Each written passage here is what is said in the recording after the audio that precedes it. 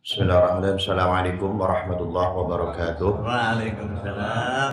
Ila hadratil Nabil Mustafa Sayyidina wa Maulana Muhammadin sallallahu alaihi wasallam wa ala alihi wa azwajihi wa dzurriyyatihi wa alihi ajma'in.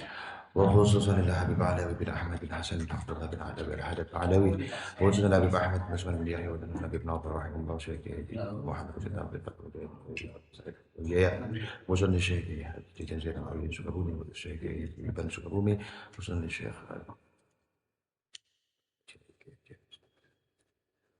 كلهم شيء لله لهم الفاتحة أعوذ بالله من الشيطان الرجيم بسم الله الرحمن الرحيم الحمد لله رب العالمين الرحمن الرحيم مالك يوم الدين إياك نعبد وإياك نستعين اهدنا الصراط المستقيم صراط الذين أنعمت عليهم غير المغضوب عليهم ولا الضالين آمين.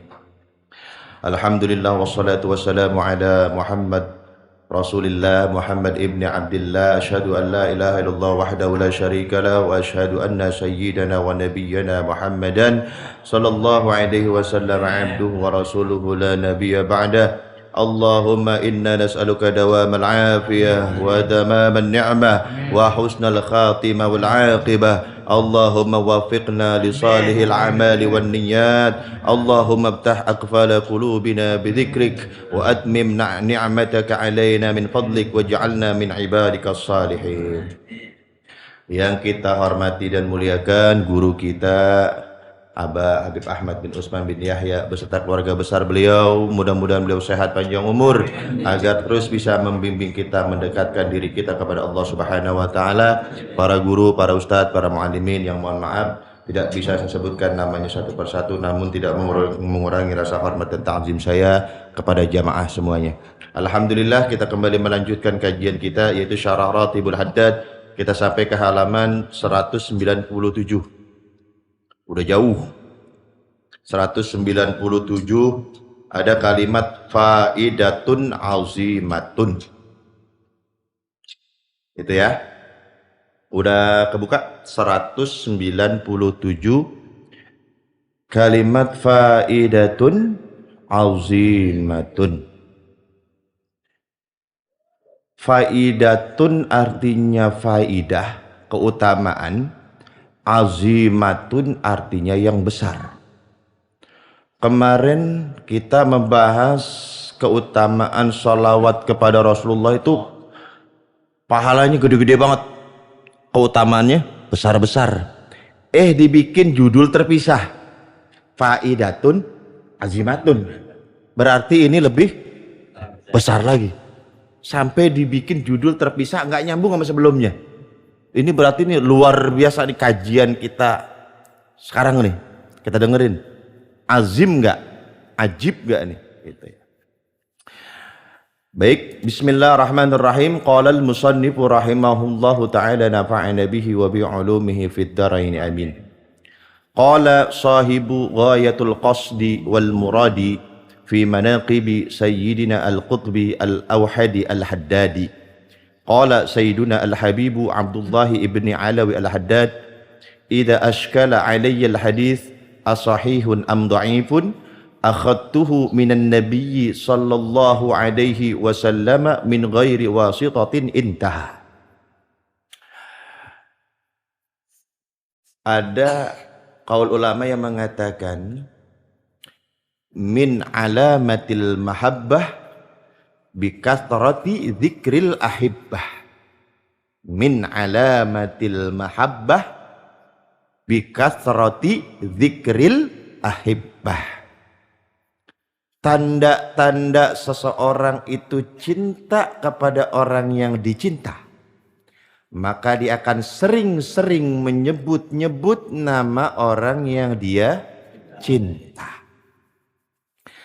Kalau kita cinta mati sama Rasulullah Sallallahu Alaihi Wasallam, maka otomatis lisan kita, hati kita nggak jauh-jauh, nggak kemana-mana, pasti yang kita bicarain itu Rasulullah, pasti sholawat, pasti sejarahnya Rasulullah, pasti tentang perjuangan Rasulullah. Ketika lisannya terbiasa sholawat, misalkan, maka itu akan terjalin komunikasi yang baik antara kita dengan Rasulullah. Gitu kan? Ini saya mau bahas dulu sedikit. Paham di sini? Kalau kita sering sebut, sedangkan dalam sebuah hadis dinyatakan, apabila ada umatku yang bersalawat kepadaku, melainkan Allah akan mengembalikan ruhku untuk membalas orang-orang yang bersalawat dan salam kepadaku. Dibalik ini. Akhirnya apa kata Rasulullah? Assalamualaikum ya Rasulullah, salam juga untuk wahai fulan. Salam juga untuk wahai fulan. Dibalas langsung. Bahkan nama orang tua kita pun disebut. Nah ini kan kalau sekali kita nyebut, Rasulullah nyebut sekali. Kalau 1000, kalau tiap waktu. Kira-kira komunikasi kita sama Rasulullah mantap nggak? Mantap. Paham ini? Paham. Pengarang kitab Ghayatul Qasad wal Murad fi manaqibi Sayyidina al-Qutbil Auhadil Haddad, yang membahas tentang manaqib sejarah tentang Imam Haddad. Qala Sayyiduna al-Habib Abdullah bin Alawi al-Haddad, Imam Abdullah al-Haddad bilang begini. Yang bilang Imam Abdullah al-Haddad. Ini Imam Abdullah yang bilang. Idza ashkala alayya al-hadith. Kalau saya kebingungan atau merasa bimbang tentang status sebuah hadis, asahihun am dhaifun, ini hadis sahih atau dhaif ya. Bingung nih Imam Abdullah al-Haddad, bingung. Ini hadisnya sahih atau dhaif. Bagaimana caranya beliau mengetahui kedudukan ini hadis? Akhadtuhu minan Nabi sallallahu alaihi wasallam min ghairi wasithah. Aku bertanya langsung kepada kakekku, kepada Rasulullah tanpa perantara. Ya Rasulullah, wahai kakekku, ini saya nemu hadisnya sahih apa dhaif? Sahih berarti. Nanya langsung sama siapa? Keren nggak? Pantas nggak ditaruh di grup Faidatun Azimatun? Enak banget. Ini nemu hadis, ini statusnya apa ya? Di situ nggak ada rawahu Bukhari, rawu Muslim, Abu Dawud, Tirmidzi, Ibnu Majah, nggak ada. Terus ini pun masih dibongkar lagi. Kalau Bukhari Muslim sudah sepakat ulama dunia, jangan ditanya lagi status kesahihannya. Tapi selain yang dua ini masih perlu dikulik. Ini sahih, baik hadisnya atau enggak, boleh dipakai atau enggak. Nah, sekelas Imam Abdullah Haddad nggak bingung-bingung, nggak kayak kita. Cukup ngapain? Nanya mangkongnya, nanya sama kakeknya. Datuk, ini saya kebingungan nemu hadis. Apa yang menjadi kebingungan ente? Status ini hadis, Datuk. Kenapa? Sahih apa dhaif? Sahih. Oh iya, kalau begitu saya pakai dah. Lah ribet ini begini. Masya Allah. Langsung ngambil ilmu dari Rasulullah Sallallahu Alaihi Wasallam. Ingat, makanya tadi di depan saya buka min alamatil mahabbah bi kathrati dzikril ahibbah. Tanda-tanda seseorang cinta kepada seseorang, maka orang tersebut otomatis akan sering menyebut-nyebut nama yang dia cinta. Setelah sering dia sebut, terjalin komunikasi yang baik. Orangnya udah nggak ada komunikasi ruh, berarti ruhnya baik. Imam Abdul Haddad jangan ditanya salawatnya, nggak usah pakai nanya berapa, udah nggak kehitung beliau. Begitu butuh, kan komunikasinya udah baik tuh. Begitu butuh hadir nggak? Lah kita kagak hadir. Kita lihat, seseorang bisa menembus makom ini, bisa merasakan kehadiran Rasulullah secara langsung. Kira-kira makomnya itu ada di mana? Ada di belakang ini. Kira-kira kita pantas gak di grup itu? Kita lihat. Qultu Al-Habib Alawi Al-Haddad, yang mensyarah kitab Ratib Al-Haddad ini, beliau mengatakan, wa kadzalika, dan begitu pula mengenai hal ini, maksudnya mengenai diri beliau, bahwasannya beliau itu kalau kebingungan mengenai status hadis nanya ke siapa?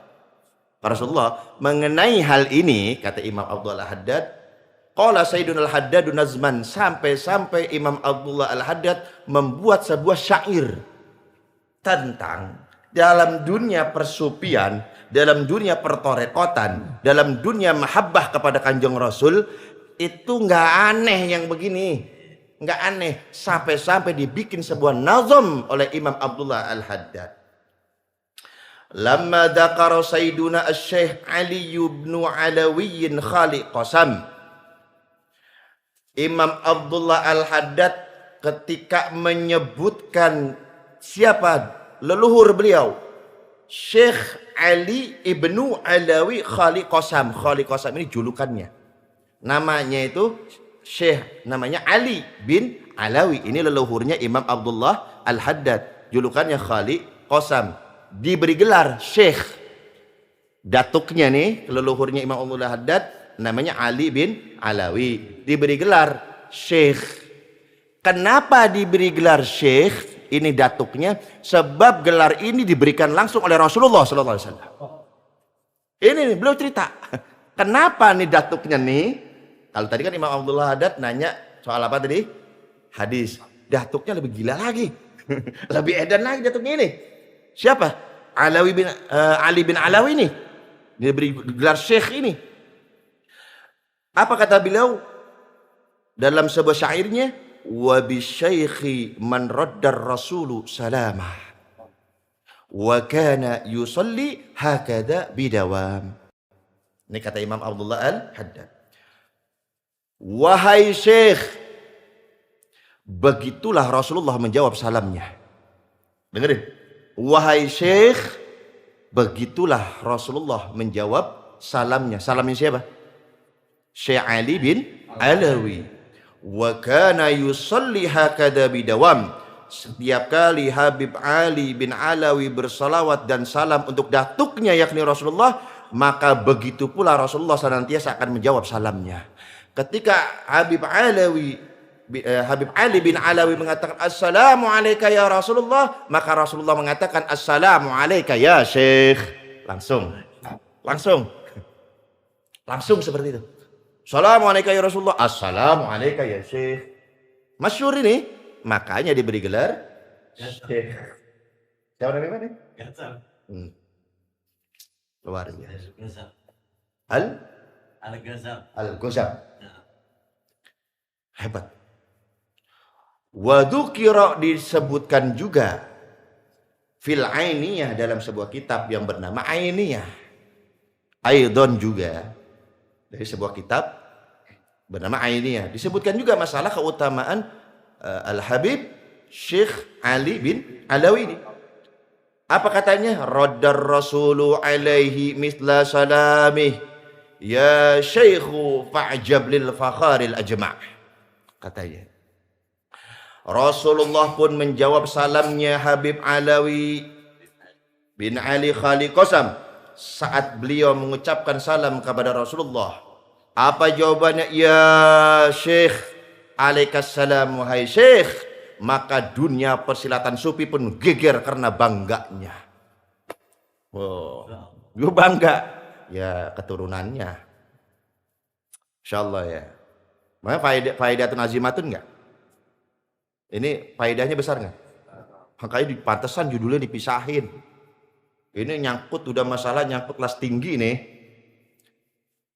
Ini mah bagi yang awas nih, enggak potongan kita enggak bisa saya pastikan enggak, karena nanti di belakang nih kita sebutin. Bisa seseorang mencapai makom level ini berapa level ya? Ntar kita lihat di sini. Kalau ada yang ngaku-ngaku udah bohong. Aneh tadi nanya sama Rasulullah, udah bohong ini, bohong. Saya pastikan bohong. Salim apapun ente. Kecuali memang Teo ini tingkatannya di bawah Nabi, di atas wali. Bagaimana ini? Di bawah Nabi, Di atas wali. tapi gimana ngomongnya? Ente siapa? Wali murid paling tinggi, wali nikah. Qala al-Imam Asy-Sya'rawi, Imam Sya'rawi berkata fi kitabi, dalam sebuah kitab yang bernama Masyarikul Anwar minal Uhudil Kubra. Qala dijelaskan wa qad akhbarani telah memberikan kabar kepadaku kata Imam Syarawi. Ya, Imam Syarawi cerita telah memberikan kabar kepadaku. Siapa? Syekh Atiyah Al-Anbasi. Syekh Anbasi cerita kepadaku, yaitu Syekh Syarawi. Wa Syekh Saleh Qasim Al-Maghribi juga cerita kepadaku nih kata Syekh Syarawi. Siapa? Syekh Saleh Qasim Al-Maghribi. Biturbati al-Imam Syafi'i. Kabar ini sampai kepadaku ketika di makomnya Imam Syafi'i. Ini kayaknya lagi pada ziarah nih. Ini para wali lagi berkumpul nih, wali nih, kumpul ziarah, kita ziarah nyok. Ayo. Nih cerita nih daripada cerita. Nih ceritanya di sini. Di mana nih? Di makom Imam Syafi'i. Wal Qadi Zakaria Asy-Syafi'i. Di situ juga hadir seorang qadi, seorang hakim. Siapa? Zakaria Asy-Syafi'i. Ini imam besar semua nih. Imam besar mazhab Syafi'i semuanya. Annahum sesungguhnya mereka. Siapa tadi? Syekh Atiyah, Syekh Saleh Qasim Al-Maghribi, kemudian Qadhi Zakaria Asy-Syafi'i. Sesungguhnya mereka sami'u mendengar Asy-Syaikh Jalaluddin As-Suyuti, mendengar Syekh Jalaluddin As-Suyuti. Imam Jalaluddin As-Suyuti itu rajanya pengarang kitab. Sayyidul Muallif, rajanya pengarang kitab. Umurnya pendek, karangan kitabnya kurang lebih 700. Sampai ada salah satu muridnya bingung, ini kok aktif banget nulis nih. Diintip ada 2. Diintip di kamarnya. Lagi mutola'ah diintip 2, yang satu bikin kitab, yang satu bikin kitab. Jadinya 2. Lah kalau orang satu kitab kan 1. Ini satu orang bikin 2, dia juga. Makanya keratusan. Kalau secara akal nggak mungkin umur segitu sampai 700 kitab, nggak mungkin. Maka diberi gelar Sayyidul Muallif, rajanya pengarang kitab, banyak kitabnya. Nggak sampai semua, nggak kesimpan semua, seperti itu. Dan ini mereka mendengar Syekh Jalaluddin As-Suyuti berkata. Apa kata beliau? Kata Imam siapa? Jalaluddin As-Suyuti. Ra'aitu sesungguhnya aku melihat Rasulullah sallallahu alaihi wasallam, aku melihat Rasulullah fil yaqzati secara sadar. Ingat ini? Sesungguhnya aku melihat Rasulullah secara, berarti mimpi bukan? Begini, sadarnya begini. Sesungguhnya aku melihat Nabiku Muhammad sallallahu alaihi wasallam secara sadar bid'an lebih wasab'ina maratan, lebih dari 70 kali. Imam Jalaluddin As-Suyuti itu lebih dari 70 kali melihat Rasulullah secara sadar. Begini nih mujalasah sama Rasulullah. Ngeriung begini, ngeriung. Lebih dari 70. Wa qultu lahu fi marratin minha. Wa qultu, dan aku pun bertanya lahu kepada Rasulullah fi marratin minha, dalam satu kesempatan. Kan berapa kali tadi ketemu? Iseng nanya kata siapa? Syekh Jalaluddin As-Suyuti. Ya Rasulullah, wahai Rasulullah sallallahu alaihi wasallam, hal ana min ahlil jannah? Kira-kira saya ini penghuni surga bukan? Tuh, orang soleh nanyanya itu. Kira-kira saya tahun ke depan rada kayaan kagak? Lah gitu kita. Duit mulu. Ini enggak nih. Ya Rasulullah, kira-kira saya nanti jadi penghuni surga enggak ya? Dijawab, faqala, Rasulullah menjawab, "Na'am, ya. Kamu adalah salah satu umatku penghuni surga." Fakultu, nanya lagi Imam Suyuti, ya Rasulullah, min ghairi adzabin yasbiq? Tanpa disiksa dulu kan saya masuk surganya. Tanpa disiksa dulu kan saya masuk surganya. Kan masuk surga macam-macam. Ada yang dicuci dulu, ada yang digosok dulu, ada yang disetrika dulu, ada yang dijemur dulu baru masuk surga. Imam Suyuti masih belum aman nih. Kalau dibilang ya kamu masuk surga, man qala la ilaha illallah khalisan min qalbihi dakhalal jannah. Barang siapa umatku yang ucap la ilaha illallah pasti masuk. Ini mah udah umum. Ditanya lagi Imam Suyuti, kira-kira saya diazab dulu kagak? Pinter nih, orang soleh yang pengarang kitab. Kagak, kata Rasulullah. Kagak perlu. La kadzalika, kamu layak masuk surga tanpa disiksa terlebih dahulu. Wah, tuh udah aman tuh Imam Suyuti mah tuh. Nanti bang kita ini masuk surga sih masuk surga bener. Cuman masalahnya mampir dulu. Jangan Kalau perlu kita min ghairi hisab ya. Amin. Barokah dengan cintanya kita ke Rasulullah sallallahu alaihi wasallam. Qala Syekh Atiyah. Nah, ini muridnya ini Syekh Atiyah ini kan dengar tuh Syekh Jalaluddin ngobrol gitu kan. Wa asaltu Syekh Jalaluddin marratan. Syekh Atiyah, muridnya Imam Jalaluddin ini nanya. Pernah bertanya kepada Syekh Jalaluddin Syekh Atiyah. Fi ayyajtami Abi Sultanil Ghauri fi daruratin waqa'at li. Mengenai ayyajtami Abi Sultan berkumpulnya dengan penguasa Al-Ghauri, Ghauri. Jadi Ghauri ini adalah nama pemerintahan, kekhalifahan, nama kerajaan, nama sultan, namanya Sultan Al-Ghauri, itu nama orang, nama sultan. Apa namanya? Periode Jokowi itu. Nah, ini Ghauri, periodenya siapa? Ghauri. Syekh Atiyah nanya, apa hukumnya saya berkumpul dengan Sultan Ghauri fi daruratin waqa'atli, sedangkan saya berkumpul dengan para sultan, para pejabat itu dalam keadaan darurat. Apa hukumnya? Faqala li, kemudian Syekh Jalaluddin Asyuti mengatakan kepadaku, ya Atiyah, wahai Atiyah, ana ajtami'u bin Nabi sallallahu alaihi wasallam yaghzatan. Sesungguhnya wahai Atiyah, aku ini seringkali ngumpul bareng sama Rasulullah secara sadar. Kata Syekh Jalaluddin Asyuti, wa akhsa ini jtama'a bil ghari. Wa akhsa, akan tetapi aku takut. Kata Imam Jalaluddin, ini jtama'a bil ghari, apabila aku ikut berkumpul bersama kamu dengan Sultan Ghauri, ayyahtajiba anni, Rasulullah nggak mau lagi kumpul bareng dengan aku. Nggak mau. Sayang banget, udah berapa kali ngumpul tadi? 7 kali. Gara-gara berkumpul sama penguasa, Rasulullah nggak datang lagi. Nggak mau. Maksudnya Rasulullah gedeg, Rasulullah sebel, nggak senang itu majelis.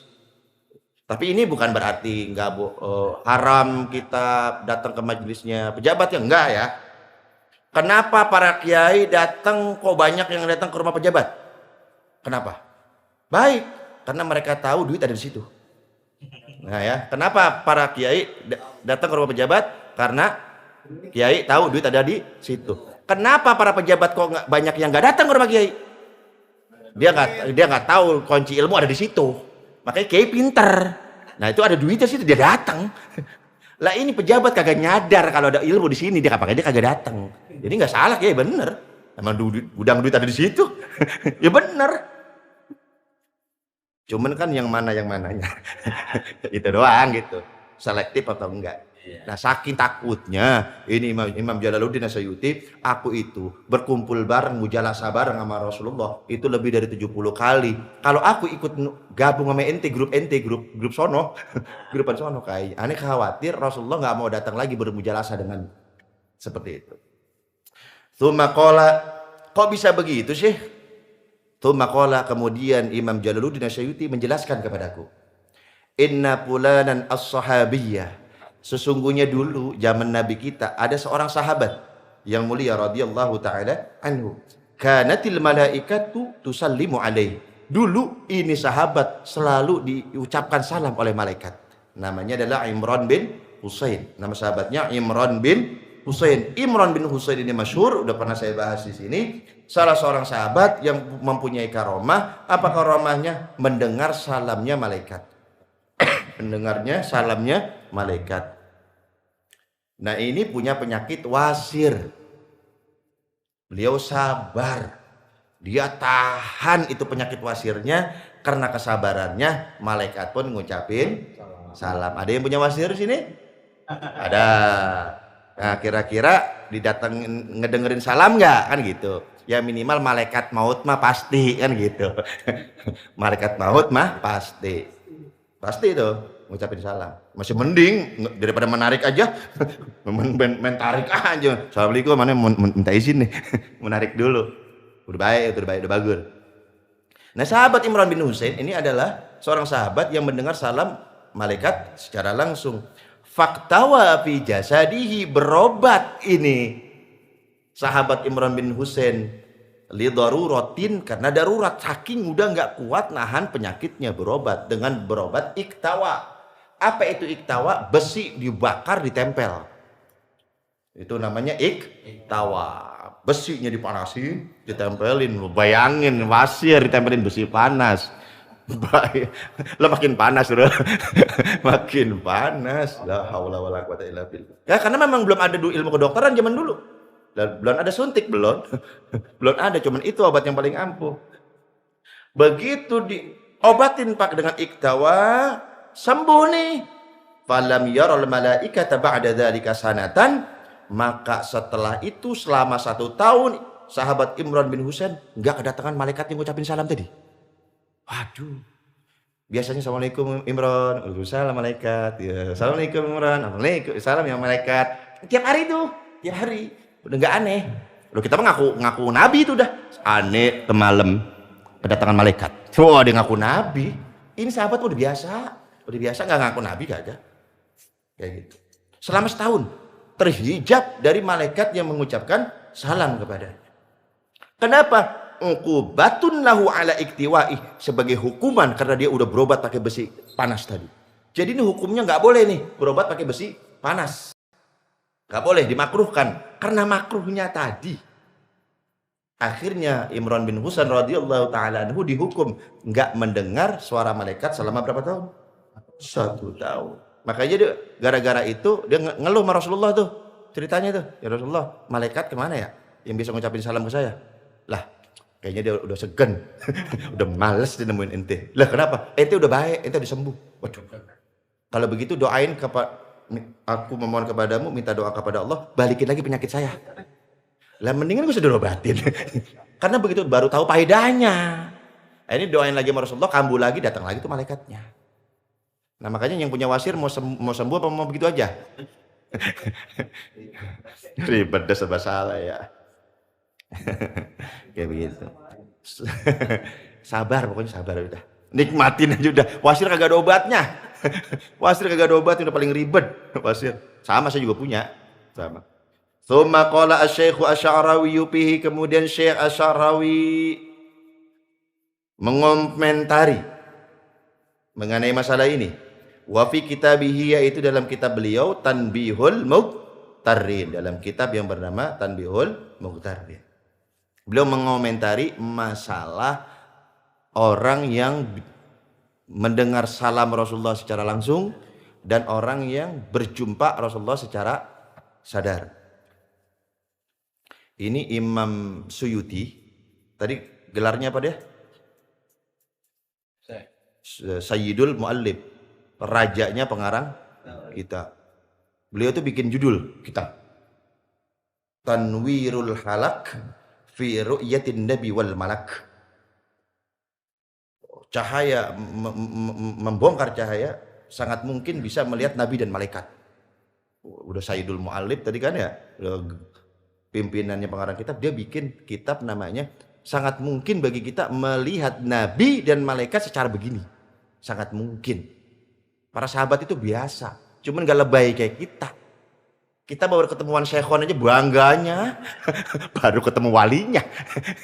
baru ketemu wali. Ini belum lama ketemuan syekhon, ente kan kagak. Ya lah, baru ketemu itu udah bangga banget.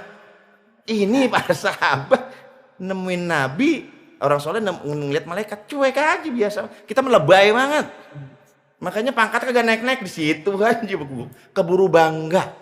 Biasa aja. Ini. Walakin bainal faqiri wa bainal akhdhi an Rasulillah sallallahu alaihi wasallam wa sama'i sautihi birraddi alaihi min qabri mi'ata alfi maqamin wa sab'atun wa arba'una alfa maqamin wa tis'umi'atin wa tis'atan wa tis'una maqaman alfu illa wahida. Imam Sya'rawi berkomentar, makom seorang sufi yang berada di makom fakir Dan seseorang yang berada di makom melihat Rasulullah secara sadar, atau bisa mendengar salam Rasulullah secara sadar. Jadi dalam sufi itu ada sebuah makom, ada sebuah level namanya fakir. Nanti kita bahas di belakang ya. Makom fakir. Dengan makom level yang bisa mendengar Rasulullah secara sadar, itu berapa jauh jaraknya? Makom fakir di dalam dunia tarekat itu tinggi. Makom fakir dalam dunia tarekat itu tinggi. Dari mana asal usul makom fakir ini? Surah Fatir ayat 15. Ya ayyuhan nas antumul fuqara'u ilallah wallahu huwal ghaniyul hamid. Ini Fatir ayat 15. Ya ayyuhan nas, wahai manusia, kata Allah, antumul fuqara'u ilallah, sesungguhnya kalian semua itu fakir, butuh Allah. Butuh Allah. Sekaya apapun kalian tetap butuh Allah.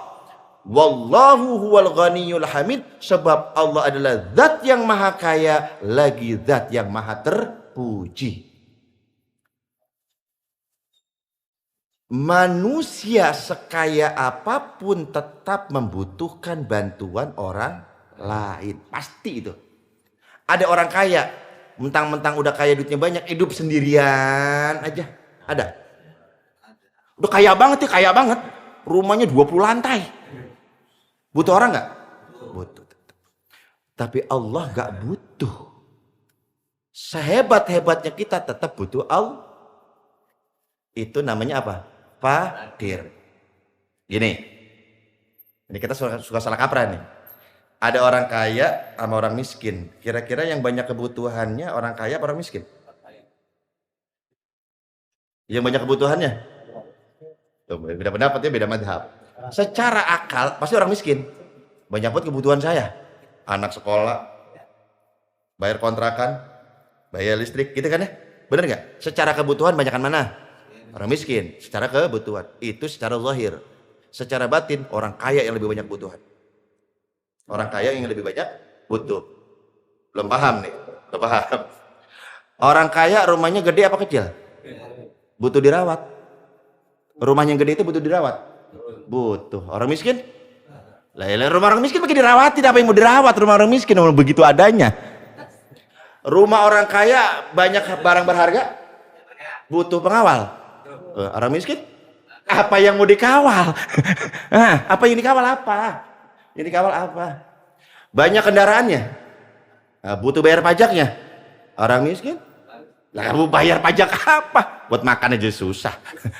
Jadi secara batin, secara apa namanya? Hakikat orang kaya itu semakin kaya semakin butuh. Semakin kaya semakin butuh. Butuh pembantu nggak? Berapa biji pembantunya? Ada yang bagian masak doang, ada yang bikin nyuci doang, ada yang bagi, wah, ada macam-macam itu pembantunya. Orang miskin? Hah? Ada di mana sejarahnya orang miskin pakai pembantu? Di mana? Enggak ada lah. Jadi hakikatnya, secara hakikat orang kaya itu semakin kaya dia semakin butuh, semakin miskin semakin nggak butuh. Orang-orang yang berada di makom fakir, dia nggak butuh kepada makhluk satupun, sebab dia hanya menggantungkan hajatnya, kebutuhannya hanya kepada. Paham ini? Contohnya dicontohkan oleh Nabi Ibrahim alaihissalam. Kefakiran Nabi Ibrahim, fakir artinya bergantung atau berhajat hanya kepada Allah. Dicontohkan oleh siapa? Nabi Ibrahim. Ketika mau dilemparin pakai manjanik itu katapel gede, tapel besar. Yang buat batu tuh, weng. Tahu ya? Selepetan, kalau orang Betawi bilang selepetan. Ini gede. Nabi Ibrahim ditaruh di situ. Tinggal terus wing, lompat ke api dah tuh, ke api gede nih. Datang malaikat Jibril nawarin, Ibrahim, ya, ente gak butuh pertolongan? Kagak. Coba, ente gak butuh pertolongan? Enggak. Lah, ente bentar lagi kan mau disituin, tahu? Nabi Ibrahim nih. Lah terus bagaimana? Amma ilaika fala. Sorry nih Bril, kita pakai bahasa kita aja ya. sorry nih Ibril, kalau me ente aneh nggak butuh. Wa amma ilallahi fana'am. Tapi kalau sama Allah aneh butuh. Lihat, malaikat Jibril kan yang nyuruh siapa? Allah. Dia nggak mau pakai syariatan. Enggak, gue mau langsung sama yang punya. Ini kan derajatnya beda ini. Ente ngapain? Ente utusan siapa? Utusan Aba? Enggak mau, gue pakai utusan. Gue mau langsung sama Aba aja. Aba juga tahu posisi gue. Lebih asik yang mana nih? Melalui wakil atau langsung? Langsung. Tapi ini kudu yakin. Lah kalau model kita ditaruh Nabi Ibrahim, angus bener. Angus yakin dah. Nih. Ibrahim. Ini gimana ente? Butuh bantuan? Enggak. Ama ilaika fala. Ama ente aneh enggak ada hajat. Ama ente aneh enggak butuh. Ente makhluk, aneh makhluk. Kan udah menghilangkan dari hatinya ketergantungan meminta tolong kepada makhluk. Cuman kepada, kan tadi kata Allah, ya ayyuhan nas antumul fuqara. Semua lu butuh gua. Kamu tuh butuh aku, kata Allah. Lah kalau misalkan pakai perantara lagi, namanya apa? Nah, bergantung dong masih namanya, ya kan? Nah, Nabi Ibrahim udah ada tinggi nih level nih, makom pakir dalam dunia tarekat tinggi. Contohnya kayak Nabi Ibrahim tadi. Kalau main tebril, mohon maaf, ini nggak ada hajat. Wa amma ilallahi fana'am. Kalau Allah iya, ya udah minta sama Allah cepetan. Apa jawaban Nabi Ibrahim? Ya Allah, kagak, enggak. Apa yang mesti saya minta Allah mengetahui keadaanku. Coba pikirin. Orang udah genting, tinggal kabelnya tinggal dipotong, gunting pita, melejit nih. Masuk ke api ini. Kata Jibril kesal juga dia. Iya, kalau begitu udah lu minta sama Allah cepetan. Ngapain semesti? Sedangkan Allah Maha mengetahui anak kita nih di rumah yang kecil, yang masih bayi, pernah bilang sama kita, Pak beliin susu, Pak yang masih bayi itu, Pak beliin pampers, Pak beliin ini, Pak. Pernah minta nggak anak kita yang bayi itu? Tapi mikirin, kok bisa itu? Padahal nggak minta dia, paham nggak? Nabi Ibrahim begitu, seperti seorang bayi kepada orang tuanya. Udah minta apaan dia juga tahu. Enak gak? Mantap banget tauhidnya ini, jangan coba-coba kita. Begitu mah kata malaikat Jibril, songong, sok tahu. Oh, begitu beleng angus, ya Pak, angus. Lah ini Nabi, kelasnya beda. Amaillahi fana'am. Kalau sama Allah, iya saya butuh. Ya udah minta, enggak, Allah udah tahu kebutuhan saya. Ya naru kuni bardan wa salaman ala Ibrahim. Dingin tuh api. Gara-gara apa itu? Fakir. Oh, fakirnya. Wahai api, dinginlah kamu dan selamatkan Ibrahim. Ulama ahli tafsir mengatakan, kalau seandainya Allah mengatakan begini doang dalam ayatnya, ya naru kuni bardan, tanpa kalimat salaman, cuman wahai api dingin, maka Nabi Ibrahim tetap wafat. Bukan karena panasnya api, beku karena dinginnya api. Makanya ditambahkan dalam Quran wasalaman, selamatin. Emang nggak panas tapi dia menggigil dia. Lah ini api dingin buat mati-mati juga buat apa? Inilah digali oleh ulama, kalimat dalam Quran gak ada yang sia-sia. Kenapa muncul kalimat salaman? Dipikirin sama ulama. Loh kalau kagak ada kata salaman ini, Nabi Ibrahim ceritanya di buku sejarah berubah. Nabi Ibrahim dilemparin ke api, mati juga. Bukan karena panas, kedinginan. Kagak seru. Enggak seru. Muncullah kalimat kata-kata salam. Itu maknanya fakir, paham? Hanya menggantungkan hajatnya, kebutuhannya hanya kepada capek loh gantungnya pada makhluk, capek. Ente datang sebulan kemarin, beres urusan ente? Kagak beres. Ya udah, insya Allah minggu depan dah, minggu depan. Ente lagi bangun pesantren kan? Lagi bangun majelis? Insya Allah ane pikirin. Dipikirin doang. Dipikirin doang. Dikirimin kagak, capek tahu begitu makhluk, capek. Kata dokter begini, nggak ada obatnya kecuali begini, dipikirin aja. Omongan dokter dipikirin, omongan Allah, omongan Rasulullah nggak dipikirin. Kadang-kadang kita suka terbalik ya nggak? Omongan orang kita telan mentah-mentah begini begitu. Iya ya. Lu Tuhan lu punya Tuhan. Pernah lu nggak ajak diskusi nggak Tuhan lu? Lah emang bisa? Bisa, itu Quran. Ajak ngobrol Allah tuh lewat Quran. Bukan ke Quran apa? Ajak ngobrol apa? Ajak diskusi apa? Libatkan, kenapa sih? Ketika dikasih dua perkara, sok kita memutuskan sendiri dengan alasan saya adalah orang yang bijaksana. Allahnya mana? Kan ada istikharah. Kenapa nggak dipakai sih? Kenapa nggak minta pertimbangan para guru yang orang-orang soleh yang dekat dengan Allah? Ini mah kita capek tahu gitu, capek banget. Saya udah ngalamin itu, capek deh. Udahlah pindahin. Qul wallahu ahad, Allahus. Ini nih, hanya kepada Allah lah aku bergantung. Ini masalah batin nih, kudu kuat nih. Sekarang mah fakir. Begitu keluar mah dari sini beda lagi. Gue minta tolong ke siapa? Begitu dari sini mah minta tolong ke siapa saya ya? Baru diajarin fakir. Ya sekali-kali lah fakirnya munculkan. Enggak, hanya Allah. Cuma Masya Allah. Itu kok nggak punya duit, anteng aja, anak fakir. Lah terus nggak makan. Terus nggak makan itu. Usaha. Gitu ya. Jadi fakir. Orang yang fakir itu beruntung. Kata Imam Muhammad bin Umar Al-Warraq, orang fakir itu beruntung, baik di dunia maupun di akhirat. Orang yang fakir beruntung, baik di dunia maupun di apa keuntungannya? Di dunia nggak kena pajak. Kata beliau nih, hidupnya di dunia nggak apa? Di akhirat sebentar dihisap. Orang yang miskin udah bahagialah ente. Orang yang miskin berbahagialah sebab Anda mendapatkan kedua keuntungan baik di dunia maupun di akhirat. Keuntungan di dunia ente gak bayar pajak. Ada orang miskin kena pajak apa ente? Orang miskin bayar pajak? Nggak ada. Yang kedua dihisapnya bentar. Begitu mampir, ya ini mah miskin. Udah lewat. Kata Allah udah lewat. Begitu rada kaya, nah ntar dulu. Makanya kan pernah saya bilang, barang siapa yang memburu dunia, maka nanti akan diburu oleh Allah dengan hisapnya.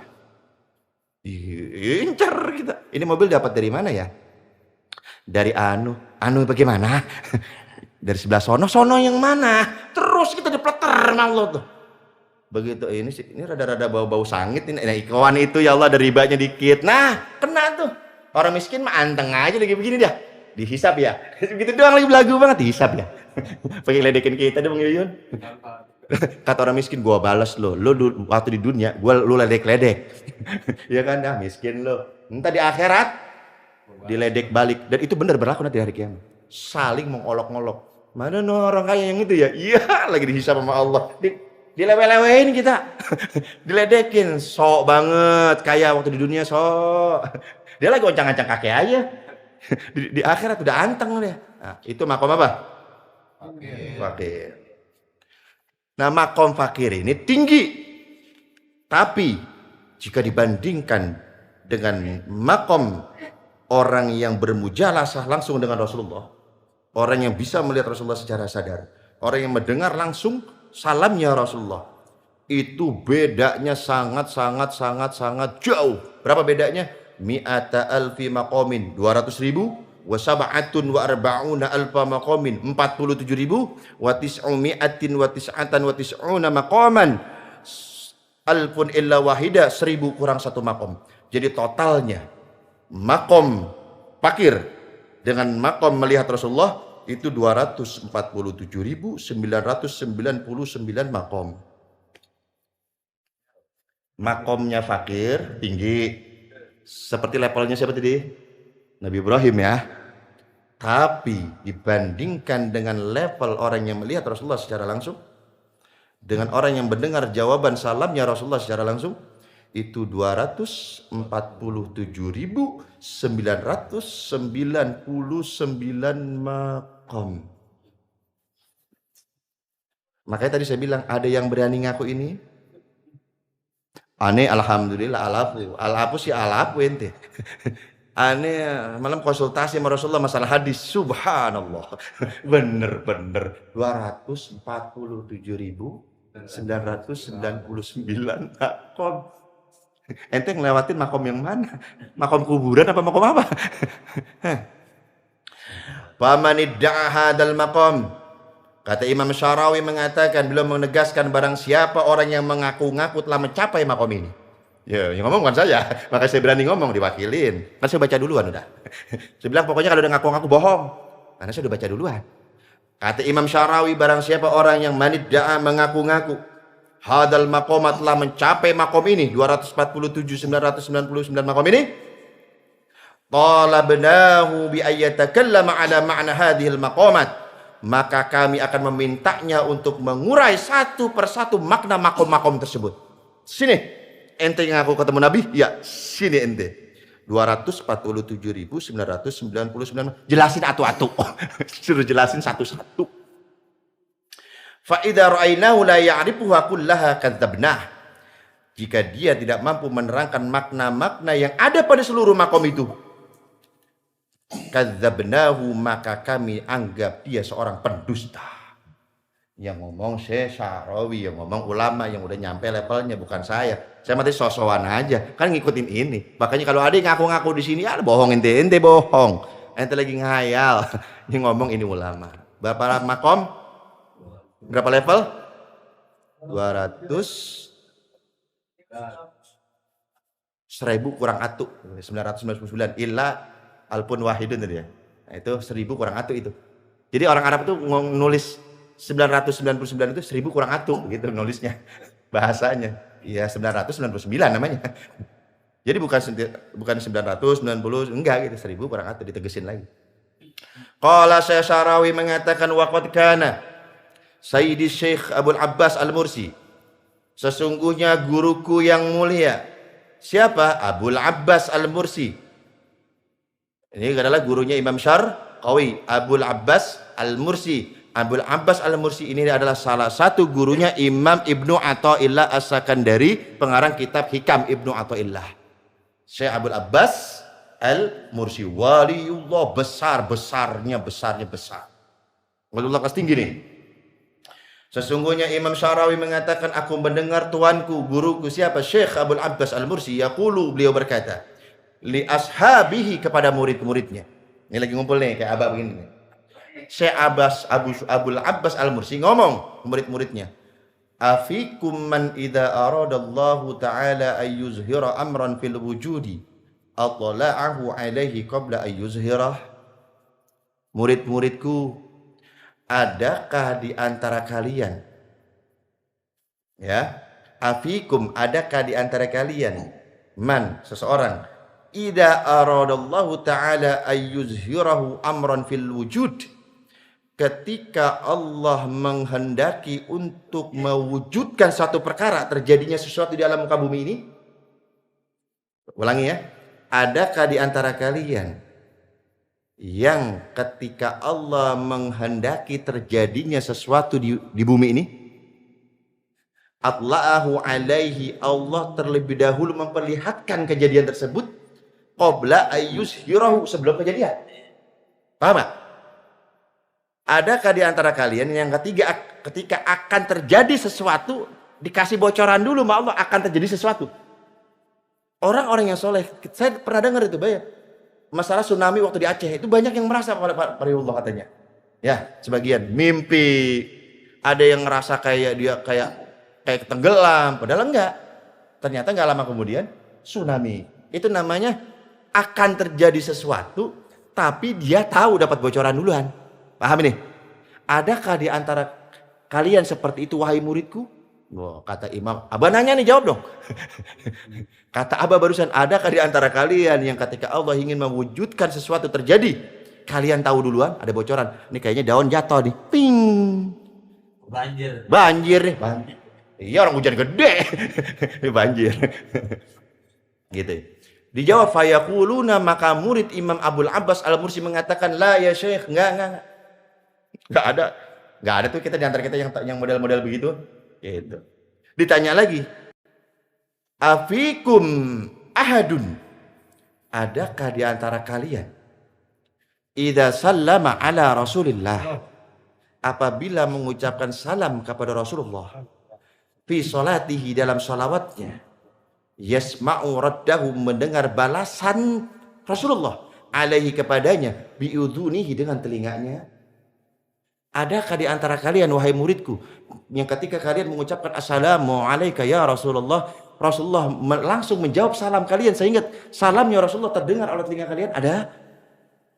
Fayaquluna la ya Syekh. Para murid mengatakan, boro-boro, enggak ya Syekh. Apa jawaban Abul Abbas Al-Mursi? Fayaqulu, beliau mengatakan, ubku ala qulubin mahjubatin anillah wa ani Rasulillah. Beliau mengatakan, tangisilah hati-hati kalian yang telah terhijab dari Allah dan Rasulullah. Jadi hati kita terhijab dari Rasulullah. Kita ini punya potensi, hati kita ini kebuka sebenarnya, tapi kita tutup sendiri potensi itu. Karena dengan apa? Dengan apa? Dengan kita semakin jauhnya dari ajaran-ajaran Rasulullah. Semakin jauhnya kita dari sunnah-sunnahnya Rasulullah. Semakin jauhnya kita dari orang-orang yang dicintai oleh Rasulullah. Sehingga hati kita terhijab sendiri. Kalau kita dekat dengan Allah, maka Allah dan sangat mudahnya bagi Allah cukup mengatakan apa? Segala sesuatu yang akan terjadi kita akan diberi bocoran oleh Allah. Fulan akan terjadi begini nanti di fulan. Fulan akan sesuatu akan terjadi wahai fulan. Karena kita sudah menjadi waliullah. Nah, ketika kita sudah, itu namanya ma'rifat Allah. Ketika kita sudah ma'rifat Rasulullah, hati kita benar-benar connect dengan Rasulullah. Setiap kali kita mengatakan assalamu alayka ya Rasulullah, Rasulullah mengatakan assalamu alayka ya fulan. Adakah di antara kalian seperti itu? Enggak ada. Maka kita saat ini hati kita sudah terhijab, terhalang, terdinding dari Tuhan kita Allah dan dari kita Nabi Muhammad SAW. Mana yang ahli-ahli sholawat yang katanya udah ribuan? Mana yang katanya ahli sholawat yang sudah puluhan ribu? Udah dengar apa belum ini? Ente masih di level bawah, jangan bangga. Ya dan wajar, karena level ini berapa tadi levelnya? 247.000, 1000 kurang 1. Insyaallah. Mudah-mudahan Allah izinkan kita angkat ke makom ini. Gak ada yang mustahil bagi Allah. Makanya Syekh Abul Abbas Al-Mursi mengatakan, wallahi demi Allah, law ihtajaba anni Rasulullah sallallahu alaihi wasallam lahzatan. Kalau seandainya Rasulullah terhijab dariku sebentar saja, aku tidak melihat Rasulullah sebentar saja, aku tidak mendengar jawaban salamnya dari Rasulullah sebentar saja, fi sa'atin min lailin au naharin, baik di waktu malam maupun di waktu siang, lamma adattu nafsi min jumlatil fuqara, maka aku bukan bagian golongan orang-orang fakir. Tadi makom fakir tinggi enggak? Kalau seandainya kata Imam Abdul Abbas Al-Mursi, kalau saya terhijab sebentar saja dari Rasulullah, saya enggak Rasulullah, pengen lihat Rasulullah, ada gitu. Terhijab nih nggak bisa. Kalau ya assalamualaikum ya Rasulullah, assalamualaikum ya Abul Abbas, kedengaran gitu. Ternyata Rasulullah nggak jawab itu.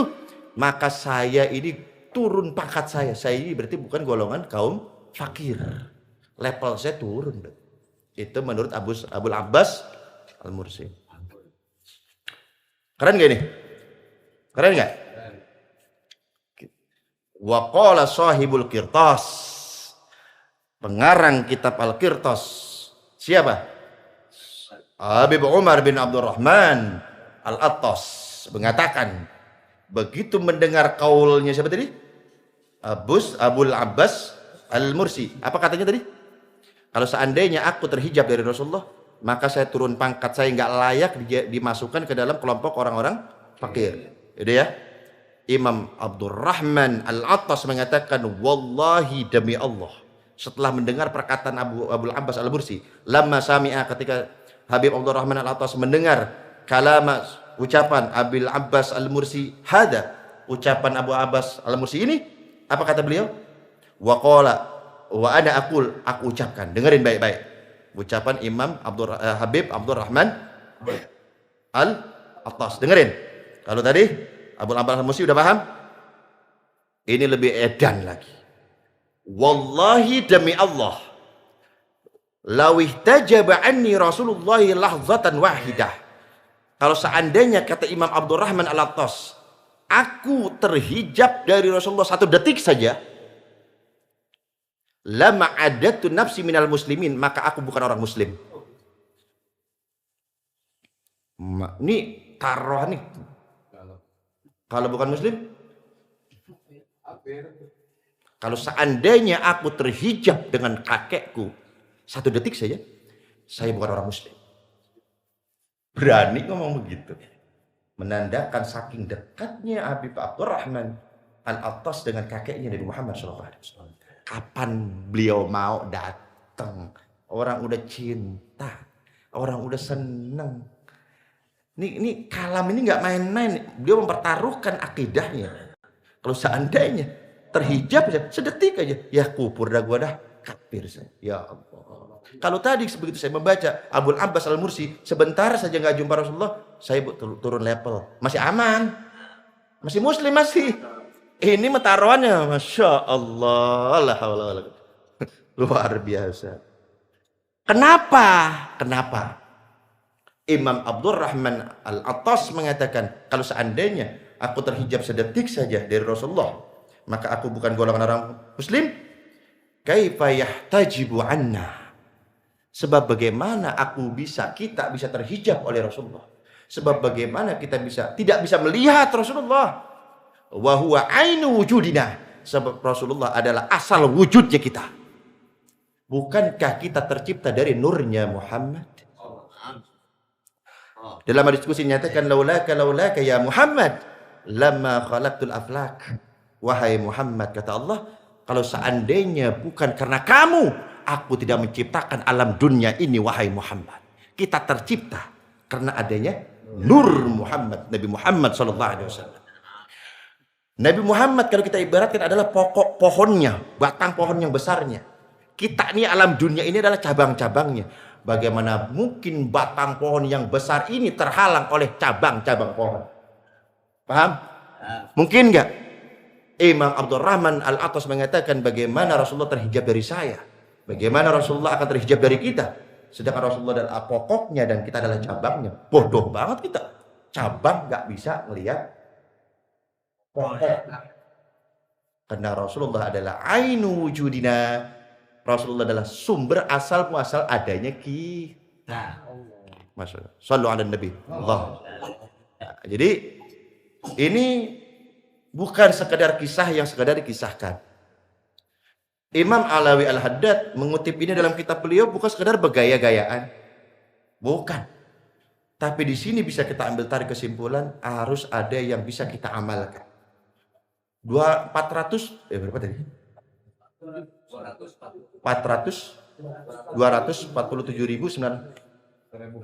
1000 kurang 1 itu kayaknya kita, ya Allah, berat ya. Jangan ngukur pakai diri kita. Jangan ngukur. Yang kita harapin kasih sayang Rasulullah aja deh. Yang kita harapin Rasulullah cinta aja ke kita deh.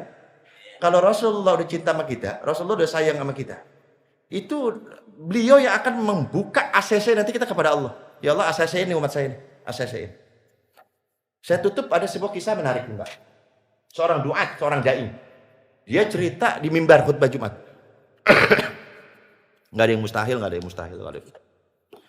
Ini terjadi seorang ulama di Maroko. Tidur mimpi, dalam mimpinya datang Rasulullah SAW. Wahai fulan, kamu pergi ke Mekah, temui si Fulan bin Fulan, absyirhu, beri kabar dia gembira, annahu min ahlil jannah, dia tuh ahli surga. Bangun, kembang mimpi kayaknya. Cuman mimpi biasa. Tidur lagi. Ini jauh, beda negara nih, Maroko sama Mekah. Akhirnya besoknya mimpi lagi, Fulan, kamu pergi ke Mekah sana. Beda negara nih. Temui Fulan bin Fulan, kasih kabar dia gembira, sesungguhnya dia min ahlil jannah. Kembang mimpi masih. Kan biasanya berapa kali yakin? Pas ketiga kali, hakul yakin dia ini bener nih. Berangkat umroh. Ini ustadz nih, syekh, berangkat. Nyampe Mekah, dia umroh, dia lacak. Nanya, Fulan bin Fulan ada nggak Fulan? Karena dalam mimpi Rasulullah, bijiwaril haram, rumahnya dekat dengan haram. Dicari, dilacak, ketemu. Singkat cerita. Oh, si Fulan. Dari mana? Kami dari Maroko. Ada perlu apa? memberi kabar gembira. Soal apa? Soal kamu insya Allah adalah salah satu penghuni surga. Ya salam. Dari siapa itu kabar gembira? Dari Rasulullah SAW. Kayaknya nggak mungkin. Nggak. Kamu jangan berlebihan lah. Gak usah berlebihan. Jauh-jauh dari Maroko kemarin cuma bohong doang. Nggak usah nyeneng-nyeneng nanti saya. Demi Allah saya bersumpah di tanah haram. Sesungguhnya aku bermimpi wahai Fulan, datangi Fulan bin Fulan dan beri kabar dia, sesungguhnya dia adalah penghuni surga. Saya pengen nanya amalan ente apa? Kayak nggak tepat mimpi ente. Lah bagaimana Rasulullah bohong? Gak mungkin Rasulullah bohong. Ya juga sih. Coba pikir-pikir. Ayo apa? Dipikir sama dia, Syekh, kalau dari sholat itu kan haram. Ini rumah saya. Saya jarang ke haram. Jarang saya turun ke Masjidil Haram sholat. Sering saya di rumah. Jarang turun ke haram. Yang lain tahajud. Buru-buru tahajud. Jadi diinget-inget sama dia. Gak ada satupun amal soleh yang berbobot itu gak ada. Yang mantap itu gak ada. Cuman begitu di ujung. Oh, saya ingat. Ini nih tetangga saya di depan rumah saya. Oh, kenapa? Ini suaminya teman saya. Suaminya ini meninggal dunia nih teman saya nih. Semenjak suaminya meninggal dunia, mulai saat itu gaji saya saya bagi 2. Setengah buat keluarga saya, setengah buat teman saya. Dan ini saya tetap berjalan sampai sekarang. Kayaknya mah ini deh. Oh ini Hubbul Yatim, cinta anak. Ini bulan apa ini? Masa cinta anak yatim setahun sekali? Tega banget tuh anak yatim. Pak, kalau bisa tiap hari Pak. Jangan setahun sekali Pak. Tahun depan saya udah gede Pak.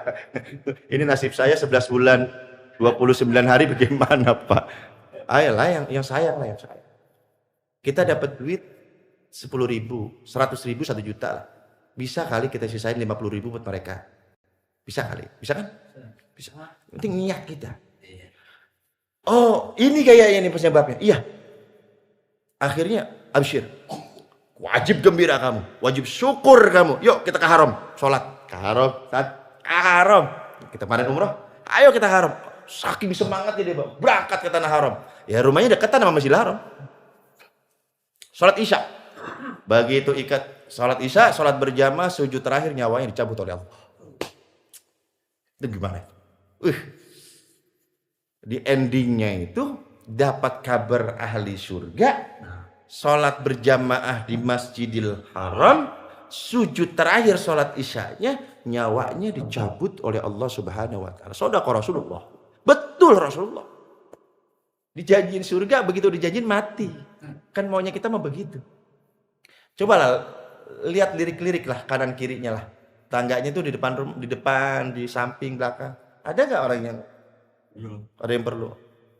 Simple nggak gede. Beliau nggak cerita berapa-berapanya, nggak cerita. Yang beliau ceritakan, saya potong gaji saya jadi 2. Yang satu buat keluarga saya, yang satu buat keluarga dia karena anaknya banyak. Karena itulah ini orang diberi kabar gembira masuk surga oleh Rasulullah SAW. Nah mudah-mudahan yang penting gini aja. Yang penting ada amalan sunnah, ini berulang-ulang kali saya bilang ya. Ada amalan sunnah yang terus kita amalkan. Ada amalan sunnah yang terus kita istiqomahkan. Mudah-mudahan dengan amalan istiqomah yang sunnah ini bisa menarik kita menjadi ahlu surganya Allah SWT.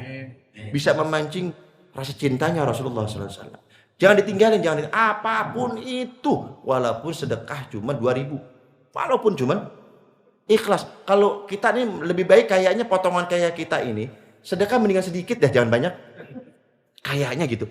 Kalau banyak, agul. Iya mikirin mulu. Udah gitu pakai nyesel lagi. Kebanyakan lagi tadi sedekahnya. Kok pakai kebanyakan lagi? Kalau 2.000 mah kan kayak buang angin. 2.000 mau dibanggain. Aneh tadi habis sedekah berapa? 2.000. La haula wala quwata. Kayaknya yang begitu-gitu kudunya dimulainya ya. 2.000. Naik goceng. Tapi rutin tiap hari loh. Sekarang kita hitung 5.000 kali 2.000 kali sebulan. Hah? 60. Nggak mampu. 60 nggak mampu. Bilang sama saya kalau nggak mampu. Saya talangin. 2000, setahun, 2 tahun, 3 tahun, 4 tahun, 5 tahun, 6 tahun, 7 tahun, 10 tahun, mati. Datang malaikat munkar nakir. Bro, iya bro. Itu cuma tepak-tepakan kita. 2000. Oh iya. Makanya di Wahadi sono ada gerakan sedekah sehari 1000, kebangetan banget 1000. Mah, ya mentang-mentang judulnya gas 1000, sedekah sehari 1000 beneran. Kelas surganya sebelah mana. Mentang gas 1000, gerakan sedekah sehari 1000 bener. Naikin ngapa levelnya. Lagian kalau masuk surga jangan terlalu minta tinggi-tinggi surganya ya.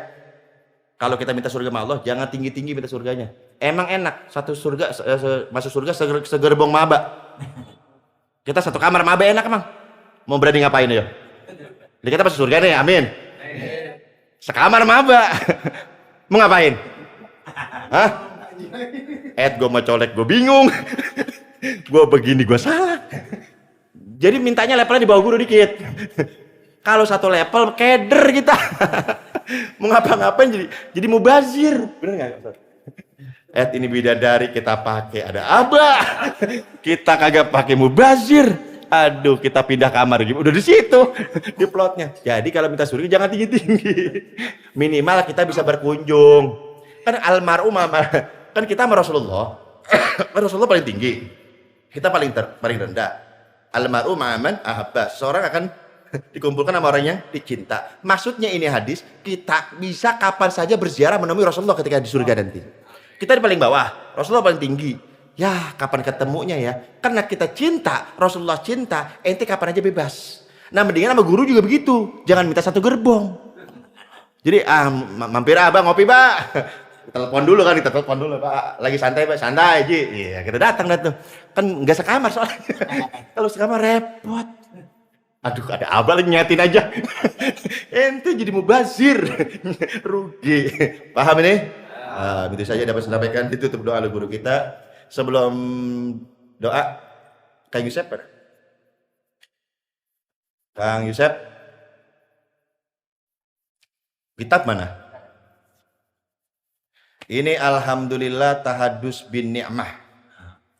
Apa tahadus birya?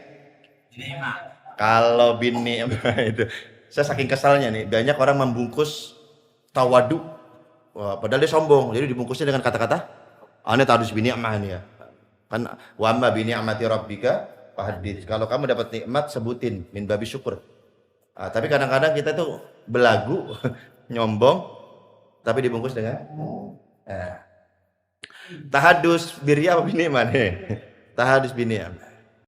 Alhamdulillah, Mbak, berkah doanya. Telah selesai kitab yang saya tulis sebanyak 446 halaman. Ini nama kitabnya Faidul Hija ala i'rabi safinatin najah. Faidul Hija artinya mencurahkan segenap kemampuan pemikiran. Ala i'rabi untuk mengi'rab Safinatin Najah, kitab Safinatun Najah. Safina itu kitab fikih. Isinya membahas fikih. Nah, kita hadir di sini bukan membahas fikih, tapi membongkar nahu sorob yang ada di kitab Safina. Yang tadinya cuma 20 halaman itu kitab, begitu kita bongkar semampu kita tentunya menjadi 446 halaman. Ini kitab. Nah, ini Abah adalah orang pertama yang saya minta didoakan ini kitab. Karena ini kitab, insya Allah saya mohonkan kepada Allah itu menjadi jariah buat saya, keluarga saya, guru-guru saya, sahabat saya, dan semua jamaah. Ini mudah-mudahan selama kitab ini masih ada, dibaca orang, dibaca santri, dibaca penuntut ilmu, saya harapkan pahalanya ngalir terus-menerus ke kita. Mbak, saya minta izin, ini di sini di dalam kitab ini saya tulis nama Abah. Di sini saya tulis nama Abah sebagai guru saya. Di sini. Nah, penulis haturkan rasa terima kasih yang tiada terhingga untuk guru penulis Al-Walid Al-Habib Ahmad bin Usman bin Yahya cucu Mufti Al-Batawi. Ini tolong diterima. Mohon izin nulis duluan baru izin belakangan. Tapi ridho ya, Pak. Ikhlas ya. Nah, ini saya minta doanya tolong diterima. Semoga ini belum ada dimanapun. Karya ini belum ada dimanapun, dan ini untuk memang pelajaran untuk para santri, mempermudah mempelajari Nahwu Shorof para santri. Saya 2 tahun ngaji. Saya ngajar di sini, tapi saya masih ngaji. Saya ngajar di sini, tapi saya masih ngaji. Ini jamaah ngajar di mana? Ngaji di mana? Dengan perjuangan saya, dibantu oleh teman-teman saya, mobil khusus Kang Yusef tuh yang nyupirin saya kemana-mana tuh. 2 tahun sakit sampai kurang duit, sampai Masya Allah. Saya ngaji dari jam 8 malam sampai jam 5 subuh. Bayangin, ada yang kuat di sini? Ikut saya yuk. Jam 8 Isya sampai jam 5 subuh. Itu kalau kita ngambilnya malam. Kalau kita ngambilnya siang, jam 10 sampai jam 5 sore. Terus sampai saya itu punya kejadian lucu dengan beliau. Kita duduk begini. Beliau duduknya sila semua kan. Kita rombongan nih Pak. Nggak ada yang berani ngelampengin kaki. Guru saya nggak berani, saya nggak berani. Ini punggung saya, pinggang saya udah panas. Aduh, nggak kuat. Akhirnya saya bilang, Kiai, mohon maaf. Kenapa Pak Haji? Dia manggil saya Pak Haji. Kenapa Pak Haji?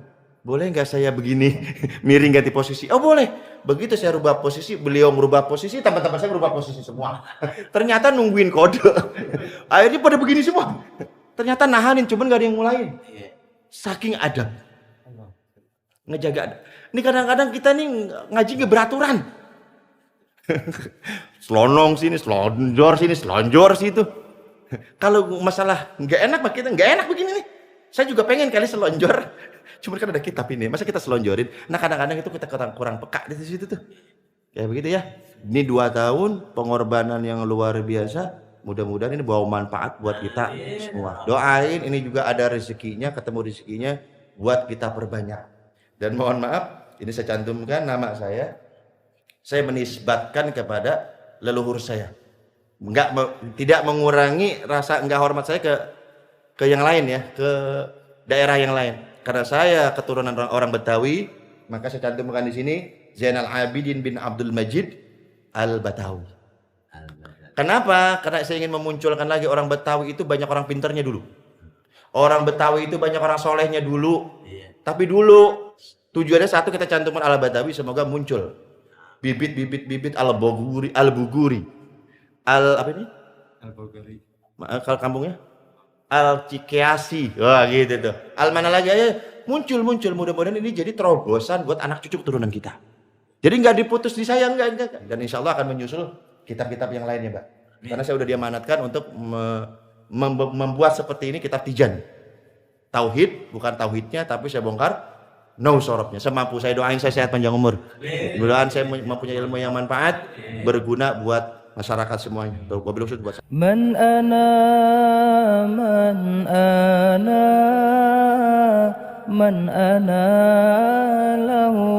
lakum kaifama hubbukum kaifama ahwakum. Mudah-mudahan ini bermanfaat. Mohon dikoreksinya ya Pak.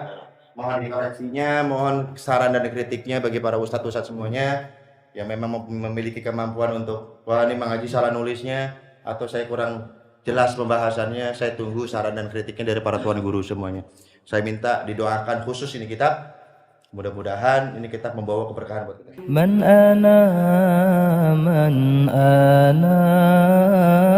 Man ana laulakum kaifama hubbukum kaifama